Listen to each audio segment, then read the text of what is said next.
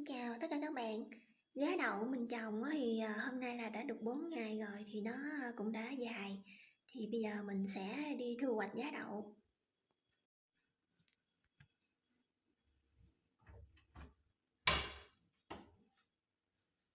Mình để giá đậu ở trong này để cho nó không có ánh nắng. Mình để một cái lớp vải trắng cho nên là mình phải để một chỗ mình không có ánh nắng. Đây, các bạn thấy là bây giờ là nó dài rồi nè ha. Giờ mình sẽ lấy ra và mình lặt rễ nó với lại là bỏ vỏ của nó luôn. Rồi sau đó mình sẽ trữ ở trong tủ lạnh. Các bạn thấy cái này giá đậu mình làm chỉ có nước thôi thì cái cọng giá nó cũng không có được mập, nó ốm, nhưng mà ăn thì rất là tốt cho sức khỏe ha.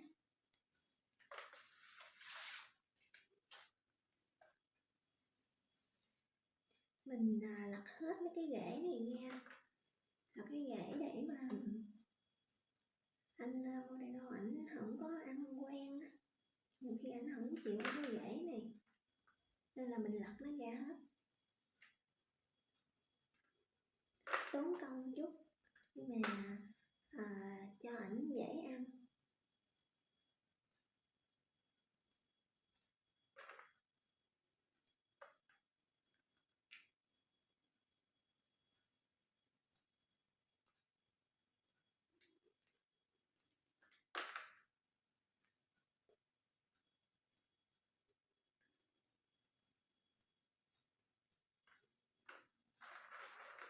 Và cái giá mình lặt hết cái chân ra rồi, hết cái rễ rồi, nhìn thấy nó rất là ngon luôn. Mình qua bên này thì khoảng giữa mùa hè rồi cho nên là không có tham gia trồng rau củ gì hết á. Bây giờ thì cuối mùa hè rồi nên là không có trồng nữa, đợi tới mùa xuân năm sau mới trồng. Này mình lặt xong rồi nó cũng sạch thì mình bỏ vô tủ lạnh mình cất thôi chứ mình không có rửa nước. Rửa nước thì nó sẽ mau bị hư á.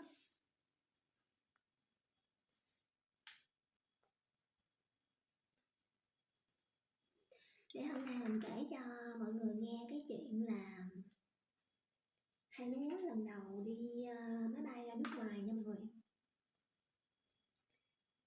Thì nói chung là Diễm nó cũng hay lúa lắm hồi nào giờ đâu có đi đâu đâu. Thì trước giờ chỉ có đi làm dưới quê thôi, đi làm sáng đi chiều về. Xong rồi có khoảng hơn năm là đi làm ở Sài Gòn, nhưng mà đi làm ở Sài Gòn thì cũng đi từ nhà trọ tới chỗ làm, rồi từ chỗ làm về nhà trọ vậy thôi chứ cũng ít có đi chơi bời đâu, cho nên là cũng không có biết gì.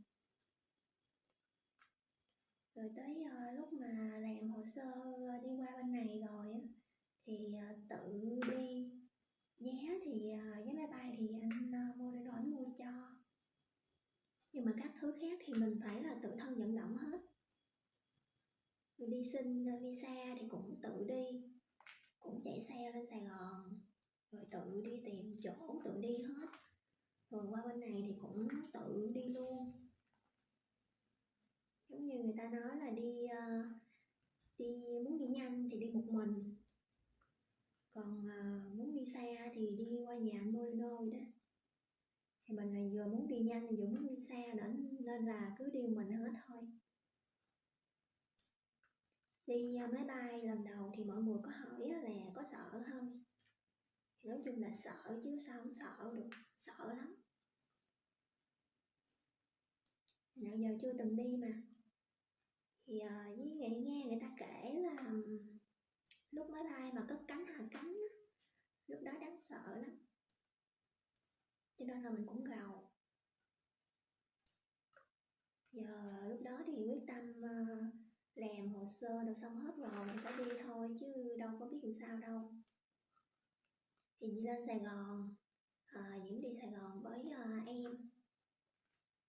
Đứa em trai út của Diễm thì mới ở khách sạn. Xong rồi tới cái ngày mình đi á, thì giờ bay là khoảng gần 8 giờ tối là bay. Nhưng mà khoảng 4 giờ rưỡi là người ta sẽ mở cửa check-in.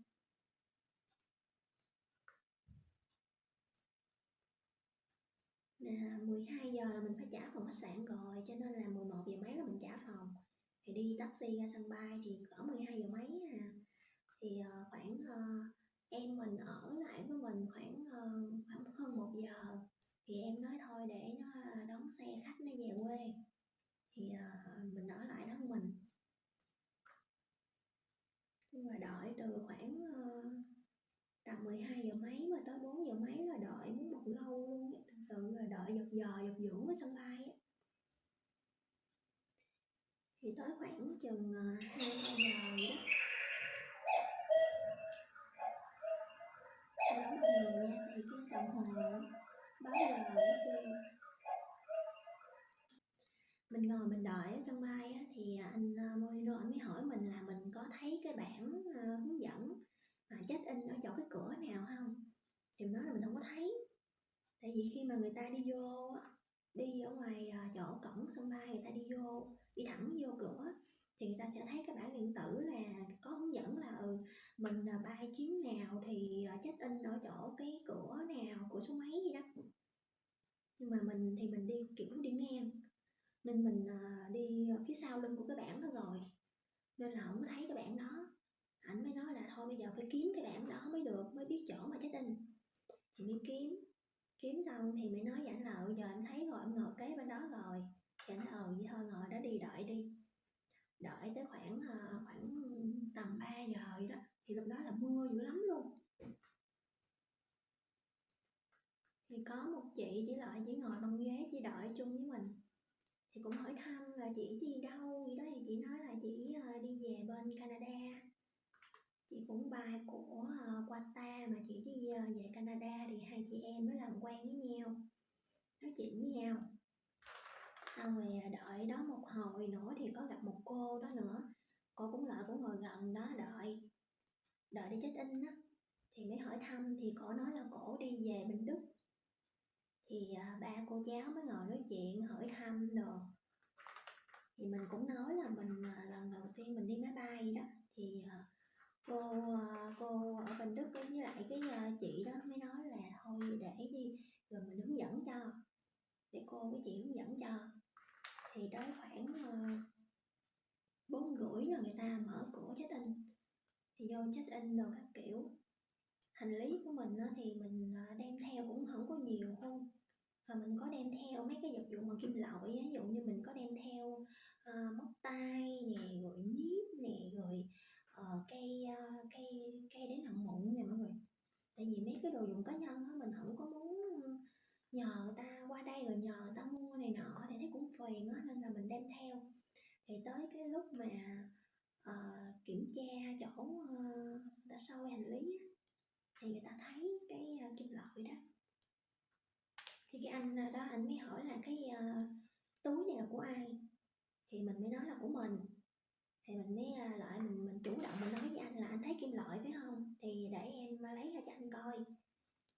Thì mình cũng có giải thích với anh là em có mấy cái này nè, mấy cái kim loại này nè. Tại vì em ngại nhờ người ta mua nên là em đem theo.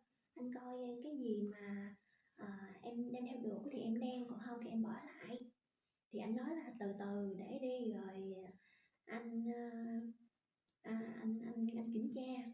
Rồi cái nào mà anh cho qua được thì anh cho qua, chứ không phải là cái nào là anh cũng giữ lại hết. Đó. Thì ảnh mới coi xong rồi ảnh chỉ giữ lại cái nòng bụng thôi. Thì anh nói là cái đó là cái đầu nhọn đó, thì ảnh giữ lại.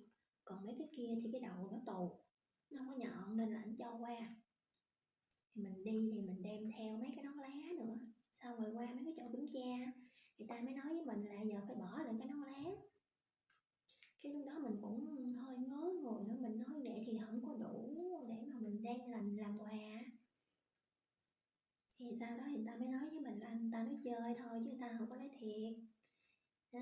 Thì xong cái mình mới đem theo. Lúc đó thì mình đem được 4 cái nón lá, trong đó có 3 cái lớn và 1 cái của con bé. Thì tới lúc mà đi lên đi ra cái chỗ mà ngồi chợ lên máy bay thì cũng nhờ cái chị ở bên Canada chỉ dẫn cho mình đi, chứ không thôi đâu biết đường đâu đi, đó giờ đâu có vô trong sân bay đâu biết. Thì đợi ở đó tới khoảng gần 7 giờ thì mới lên máy bay. Thì ba cô cháu là mua vé ghế là ngồi cách xa nhau hết trơn chứ không có ngồi gần nhau. Lên chuyến từ ở Sài Gòn qua Doha thì nhiều người Việt lắm luôn nha. Có mấy đoàn khách người Việt người ta đi du lịch luôn á. Thì ngồi có rất là nhiều người Việt ngồi nói chuyện.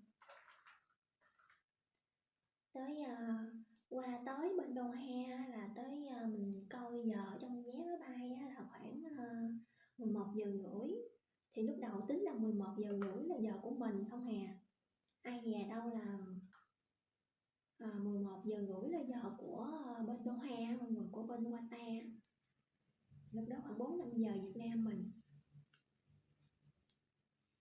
Thì trước khi mà mình đi máy bay á, là cũng có coi sơ đồ máy bay, coi sơ đồ máy bay để coi ghế, rồi coi sơ đồ của sân bay ở bên Doha nữa nha.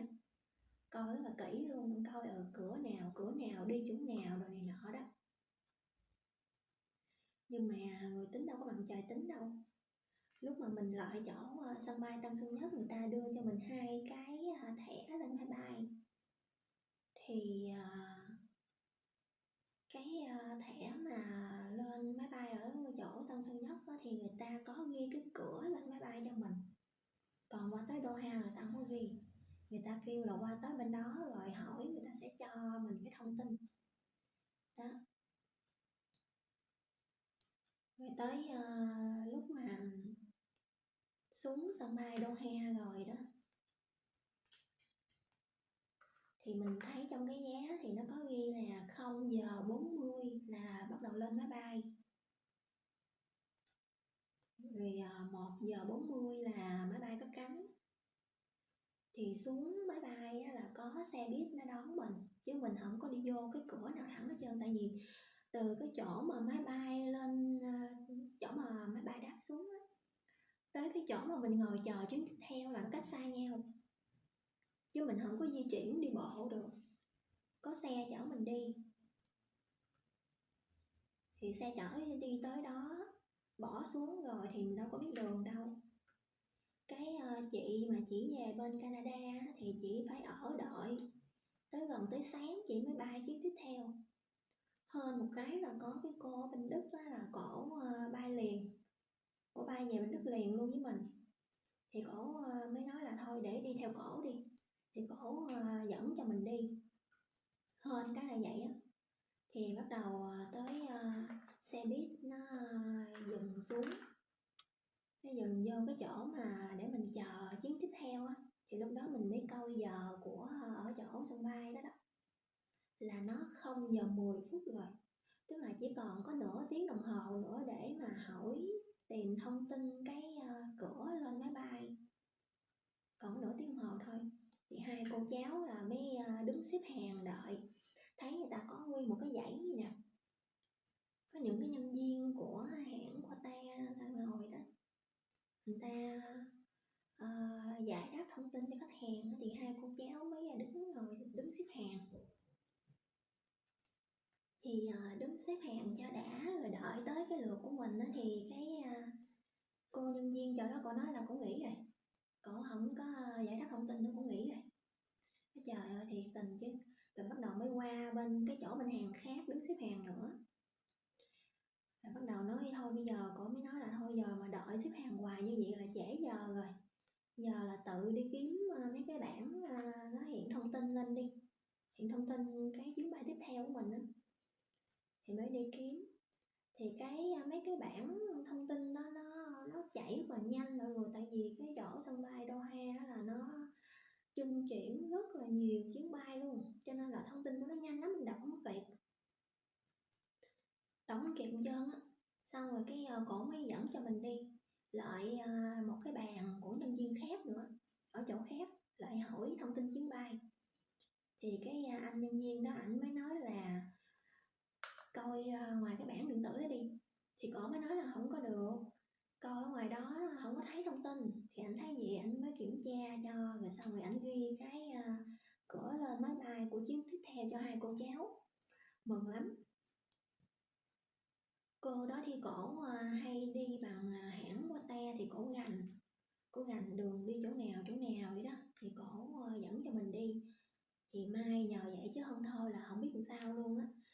Vì cái khoảng thời gian chuyển tiếp mà từ khi đáp chuyến từ Tân Sơn Nhất qua đó, với lại từ chuyến đó lên Milan là nó rất là ít. Không nhờ cổ là không biết làm sao luôn. Tiếng Anh của mình thì cũng đâu có tốt đâu, mà tiếng Ý thì lại là không có biết. Cho nên là nhờ cổ dữ lắm luôn á, thật sự rất là biết ơn cổ. Thì cái ảnh ghi cho cái cửa lên đó rồi, thì bắt đầu là hai cô cháu mới đi xếp hàng để người ta giống như là kiểm tra an ninh lại quận nữa vậy đó. Thì lúc đó mình mới mặc áo khoác, hai cô cháu đi gấp dữ lắm luôn. Cái mình mặc áo khoác, mình còn bỏ điện thoại đồ trong túi áo khoác á. Thì qua nó kiểm tra an ninh thì nó phát hiện ra là có tín hiệu. Thì bắt đầu nó mới lôi mình vô góc. Cái hai nhân viên an ninh nó mới lôi mình vô góc, bắt đầu kiểm tra, móc đồ ra hết luôn ha, móc điện thoại, móc đồng hồ ra gì đó gì bỏ ra hết luôn. Rồi bắt đầu là có một cái cô gái ở chỗ kiểm tra an ninh đó, nó xét người mình nha, nó kiểm tra người mình từ trên tới dưới, nó xét thì nó không có phát hiện được gì hết trơn, thì nó mới cho mình đi qua. Thì đi qua thì có một cái chỗ anh ảnh kiểm tra hành lý á, thì ảnh mới thấy mình đeo nón lá, cái ảnh mới hỏi mình là ở Việt Nam qua hả? Thì mình nói đúng rồi, mình ở Việt Nam. Thì ảnh mới nói là lần sau là phải đem cho ảnh một cái nón lá nha, ảnh mới cho qua nha. Anh nói chơi gì đó. Thì mình nói là được rồi, lần sau đem cho. Thì qua cái cửa đó rồi thì cái cô bên Đức cô mới dẫn mình đi tiếp nữa. Cô dẫn mình đi tới gần cái cửa mà ngồi chờ á, thì cổ chỉ cho mình vô đó. Thì mình ngồi, mình đi vô đó thì mới chia tay với cổ. Tại vì cổ là đi vô cái cửa khác, cổ vô cửa khác về bên Đức, còn mình thì đi cửa khác về bên Ý. Thì hai con cháu mới chia tay nhau. Thì mình vô cái chỗ ngồi đó thì mình mới cho chắc ăn á, thì mình coi cái cửa. Xong rồi mình hỏi nhân viên lại là chỗ đó phải không? Thì người ta mới nói là đúng rồi, ngồi đó đi. Thì mình ngồi đợi ở đó là tầm chưa được 10 phút nữa là bắt đầu là di chuyển ra xe buýt đậu lên máy bay rồi. Cho nên là phải nói cực kỳ may mắn là khi mà mình lại sân bay mình gặp được một chị ở bên Canada với một cô bên Đức. Chứ không thôi là mình bơ vơ luôn á. Thật sự là rất là biết ơn chị gái đó với lại cái cô đó luôn. Sau này thì mình về bên này rồi thì cái cô ở bên Đức đó thì cổ có liên lạc với mình, giữ liên lạc mình hoài luôn. Còn chị bên Canada thì mình không có địa chỉ của chị, không có Facebook, không có mình cho địa chỉ mail nhưng mà chị không có gửi mail mình á, nên mình không có giữ liên lạc được với chị. Chỉ có liên lạc được với cô bên Đức thôi. Cô bên Đức cô dễ thương lắm, lần nào cô cũng nhắn tin, cô hỏi thăm mình ở bên này sống làm sao rồi này nọ vậy đó. Cô hỏi thăm mình hoài luôn. Cô ở bên Đức được 35 năm rồi. Thì bắt đầu mình lên máy bay chỗ Doha đó thì mình bay. Thì lên chuyến bay đó hầu như là mình không thấy người Việt, thấy toàn là người nước ngoài không luôn. Người Hồi ha, người da đen rồi nè, đủ thứ hết. Thì mình ngồi một cái ghế kế một cái anh đó, ảnh người Hồi á. Mình lúc đầu mình tưởng ảnh là người Ấn Độ không à. Ảnh mặc đồ thùng thình, xong rồi ảnh đeo nhẫn nữa. Ảnh đeo nhẫn đầy hai bàn tay hết trơn, mà nhẫn chiếc nào chiếc mấy to to không. Mình tưởng ảnh là người Ấn Độ, mình hỏi ảnh là ảnh người Ấn Độ hay gì, ảnh không phải. Thì cái anh đó là ảnh lên máy bay ảnh ngủ ngon lắm. Mà có một cái là ảnh ngủ anh không có đeo khẩu trang. Mình rất là sợ luôn. Lên máy bay thì cái chỗ không gian nó chật hẹp á, mà anh không có đeo khẩu trang, anh ngủ. Xong rồi nhiều khi là anh ho sặc sụa luôn, nên là mình sợ lắm. Nên là đó là lý do mà sau khi mình qua tới bên Ý rồi là mình phải tự cách ly. Mình tự cách ly mấy ngày. Mình sợ nhiều khi người ta ở nhiều cái quốc gia khác, chứ đâu phải ở Việt Nam mình không, người ta nhiều quốc gia không biết người ta có tiêm ngừa hay là không, hay là người ta đi đâu có sợ nhiều khi có bị Covid này nọ, nên là cũng sợ lắm. Thì đi lên máy bay thì đi 2 chặng thì người ta cho ăn 4 bữa ăn. 2 bữa ăn thì đầy đủ các món luôn, còn 2 bữa ăn thì nhẹ. Thì lên đó thì cũng ngủ cũng được, nói chung là cũng ngủ chập chờn thôi. Hơn một cái là máy bay mình đi thì lúc mà cất cánh và hạ cánh thì nó không có tới nỗi nào quá đáng sợ như là nhiều người đã nói trước đó. Thì tới khoảng 12 giờ mấy là mình mới đáp xuống chỗ sân bay của Milan, giờ Việt Nam mình đó, chứ còn ở bên Ý này thì nó sáng, lúc đó sáng. Xuống tới Milan rồi thì mới đi xếp hàng để mà người ta kiểm tra hộ chiếu á mọi người. Ta cũng chào hộ chiếu này nọ. Đứng xếp hàng lâu ơi là lâu luôn. Trời ơi nó lâu. Mà mình thì mình quẩy một cái ba lô đồ, người ta thì mình xách đồ nữa. Cho nên là nó đau lưng dữ lắm luôn. Mình nói thôi lỡ mà có chuyến sau đi là phải đồ là gọn nhẹ thôi, không có mang vác gì nặng nữa hết trơn á.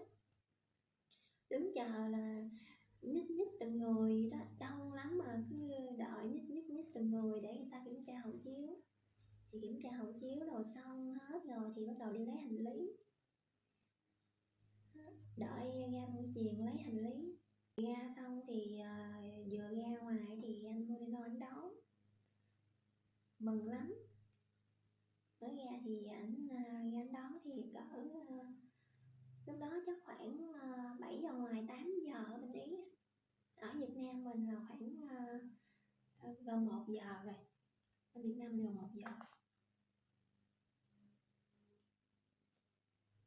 Thì 4-5 giờ mới gặp lại nhau mừng lắm. Qua tới bên này rồi thì mẹ mình đâu có liên hệ được với mình đâu, tại vì cái số điện thoại của mình số Việt Nam mà đâu có liên hệ được. Trời ơi mẹ của mình khóc quá trời luôn, có điện cho anh Moreno xong rồi nó khóc quá trời khóc. Nói sao mà trễ giờ rồi, mình nói là 12 giờ mấy mình đáp sân bay xuống máy bay rồi mà sao mà trễ giờ rồi mình liên hệ không được, tại vì cái số của mình là số Việt Nam mà qua đây đâu có liên hệ được đâu. Xong rồi mình mới ảnh gọi bên mẹ mình gọi cho anh Moreno thì mình mới nghe. Trời ơi khóc quá trời khóc luôn. Mình nói là thôi tới rồi, an toàn rồi, không có gì hết. Thì nói là thật sự mình gan quá trời gan luôn á mọi người. Từ hồi nào tới giờ là ở trong lũy Gia Làng thôi, chưa từng đi đâu hết. Mà đi cái là đi xa vậy á. Mà đi máy bay đâu có đi đường máy bay bay thẳng đâu, quá cảnh nữa. Mà giống tiếng Anh á thì ít xịu siêu à, tiếng Ý là không biết luôn. Mà dám đi á thì phải nói là rất là may mắn là mình gặp được một cô ở bên Đức với là một chị bên Canada, nhờ cái cô đó với cái chị đó thì hướng dẫn tận tình cho mình. Mình có một cái chuyến đi là suôn sẻ. Cảm ơn quá trời luôn. Xuống chia tay nhau rồi á, cảm ơn quá trời quá đất luôn, chứ không thôi là không biết làm sao. Có nhiều người ta sợ đi máy bay, mình thì cũng sợ đi máy bay lắm. Thì có nhiều người cũng sợ, nhưng mà mình lúc đó mình nghĩ là thôi có lần đầu thì mới có lần thứ hai, cái gì cũng vậy hết.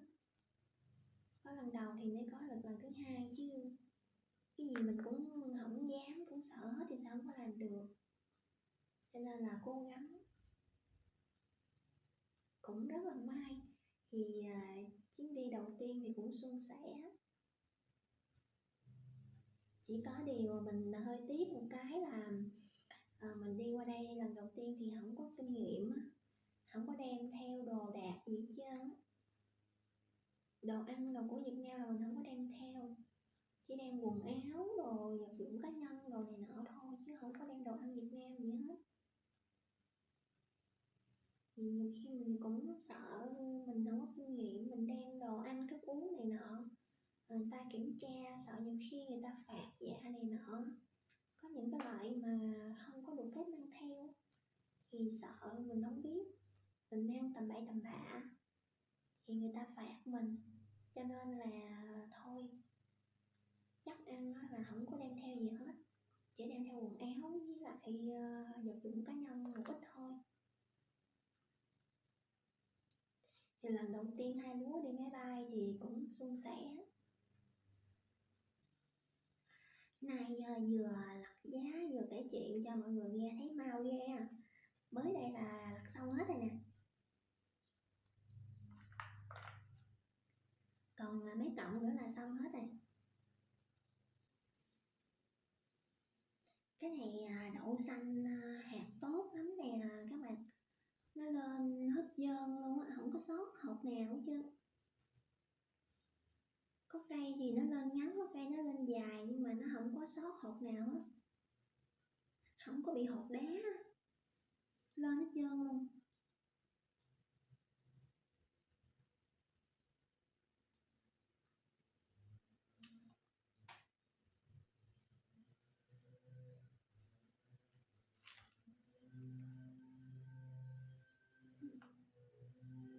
Có cọng thì lên dài lắm mà còn có cọng đi ngắn ngủn gì nè, nhưng mà nó lên hết. Mình tiếc lắm, tại bên này đậu xanh mua cũng không có dễ, nên là có nhiêu là mình gom hết, mình không có bỏ lại cọng nào hết. Cọng ngắn cọng dài gì mình cũng gom hết, không bỏ lại cọng nào hết. Xong rồi, hoàn thành nhiệm vụ ngày hôm nay.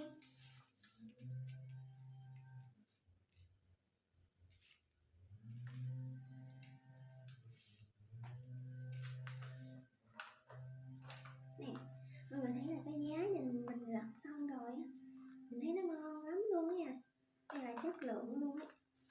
Cái này thì mình sẽ lấy một cái lớp màng bọc thực phẩm mình bọc lên, xong rồi mình sẽ bỏ tủ lạnh, chừng nào ăn thì mình lấy ra mình rửa mình ăn thôi.